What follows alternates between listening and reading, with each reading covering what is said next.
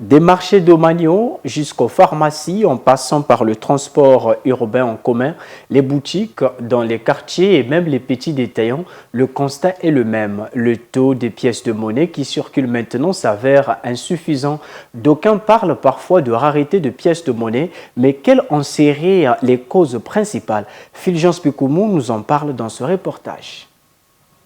Il ne faut pas de monnaie. La jeton, vous n'avez pas de jeton. Vas-y, on prend la pièce.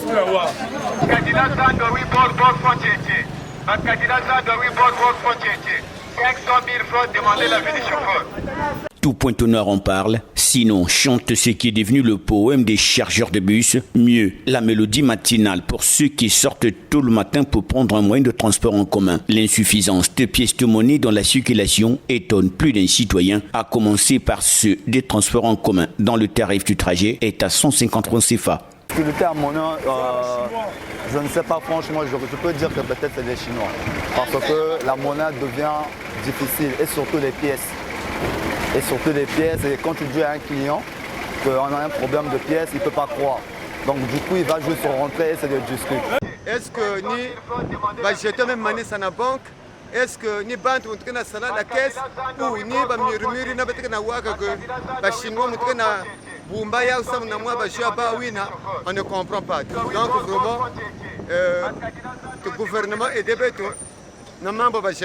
À cause de cette rareté de pièces de monnaie dans la circulation à Pointe-Noire, les pharmacies et ténoncis des boutiques crient au déficit, sans toutefois avoir les moyens de les juguler.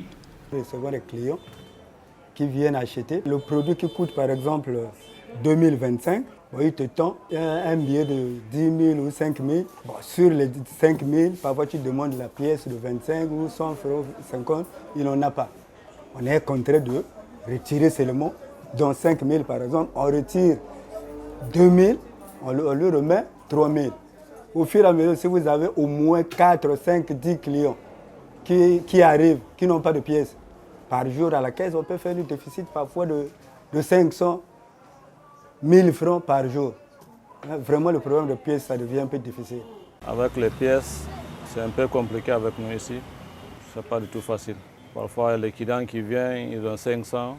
Il prend quelque chose de 100 francs, tu n'as même pas 200. Par exemple, l'eau à 100 francs, et où ça commence à boire, il n'y a pas la monnaie, tu es obligé de remettre les 500 et va partir avec. Partout où l'achat nécessite un supplément de pièces de monnaie, cette carence y est collée comme une épine qui ne permet pas à cette autre vendeuse de gaz de cuisine de faire des recettes. Elle est contrainte de renvoyer certains clients. On a du mal vraiment dans la remise des monnaies. Quand une personne m'emmène 7 000 francs par exemple, il paye une bouteille à 6 400. Deux fois, je laisse le dépôt, disons mon bureau, pour aller chercher les pièces de monnaie ailleurs. Et même pour en avoir aussi dehors, c'est très difficile. Des fois, il faut payer quelque chose qui va coûter peut-être 200 ou 250 francs. J'ai vraiment du mal. Et deux fois, si je n'ai pas de pièces, je fais repartir les clients. Même dans les marchés domaniaux, on s'aligne sur la même règle.